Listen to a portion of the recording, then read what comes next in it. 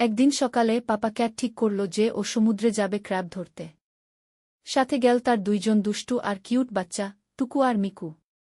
তারা তিনজন মিলে একটা ছোট্ট নৌকায় চড়ে সমুদ্রের দিকে পাড়ি জমাল। আকাশ নীল, পাখিরা গান গাচ্ছে, আর ঢেউয়ের ছলাচ্ছল শব্দে টুকু আর মিকুর খুব মজা লাগল।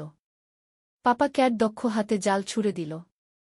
কিছুক্ষণের মধ্যেই জালে ধরা পড়ল অনেকগুলো লাল লাল টস্টসে ক্র্যাব। টুকু বলল, ইস, কতগুলো! এইবার তো ফিস্ট হবে। মিকু লাফিয়ে উঠল, চলো চলো, মামার কাছে যাই, উনি খুব মজার রান্না জানে। তারা তিনজন বাড়ি ফিরে এল। মামি ক্যাট দরজা খুলেই অবাক, এই যে, আজ তো দেখি ক্র্যাব ফিস্ট। মামা ক্যাট তখন এগিয়ে এলেন, একটা লম্বা এপ্রন পরে, ওই যে তার সেই রাঁধুনি মুড। তিনি এক এক করে ক্র্যাবগুলো কেটেছেটে সুন্দর করে রান্না করলেন। ঝালমশলা দিয়ে টস্টসে গ্রেভি তৈরি হল। এদিকে পাপা ক্যাট, টুকু আর মিকু বসে গেল সালাদ কাটতে। টুকু টমেটো কাটে, মিকু শসা, আর পাপা ক্যাট লেবুমরিচ দিয়ে সব মিশিয়ে একদম পারফেক্ট সালাদ বানিয়ে ফেলল। শেষমেশ সবাই মিলেই একসাথে খেতে বসল, পাপা ক্যাট, মামি ক্যাট, মামা ক্যাট, টুকু আর মিকু। খাওয়া শেষ করে সবাই বলল, এইটা ছিল বেস্ট ক্র্যাব পার্টি।